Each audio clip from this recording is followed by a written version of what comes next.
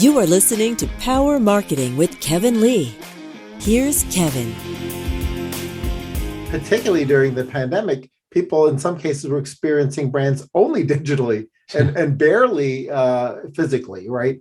So do you feel that that has changed sort of experientially how Yes. people interact with the brands? I mean, and Yeah. are brands ready for that?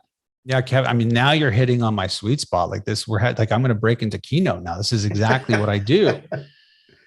So let's talk retail as a way, because it is a simplistic way that's universal that we can all understand. So physical retail was a real social experience. Yes, some people parked their car and beelined in and didn't want to get any of the DNA of retail on them, but the vast majority of people who physically shop, it is experiential and to a larger degree, right?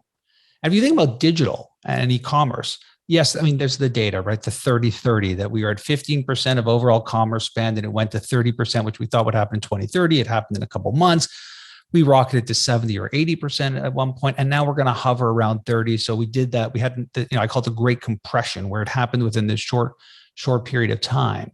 But if you think about it from a user experience perspective, e-commerce was very transactional. I mean, it's amazing to think that Amazon, 20 years plus now, I think, we haven't changed much of the format. It's like you hop on the page, picture, header, description, couple of reviews, and then some added stuff, maybe some more pictures, galleries, whatever. Hasn't really changed. So pandemic strikes, and again, it's really fascinating. The physical stores suddenly get very transactional. You got to wear a mask. They're taking your temperature. You're wiping your hands with Purell. You're getting in line. You can't touch anything. They're building out, in Canada, we had a lot more than the US, but the contactlessness touching of the credit card, that was pervasive here. So that was great. But I know in the States, it was a massive, an acceleration of that for retail in particular. And so here you are in a world where, wow, physical commerce became extremely transactional. And because so much shifted to digital, you suddenly started seeing new ways of buying digitally. So now we're going to do experiences digitally. We're going to think about how we market it and how we productize it in a different way. And to me, when you and I have been talking about this idea of omni-channel in retail forever, and it just suddenly, it was forced to happen, where physical had social components of it, communal components of it that now went very transactional, and transactional digital added in elements of experiential and service-based other experiences to bring that together. And I really do feel that when I think about it, that is a great example that all of us can learn from and how we adjust it. And then you can micro it down to, we have a little market down the street where you buy, prepackaged food and your fruits and veg and some baked goods. And, pandemic hits, doors close.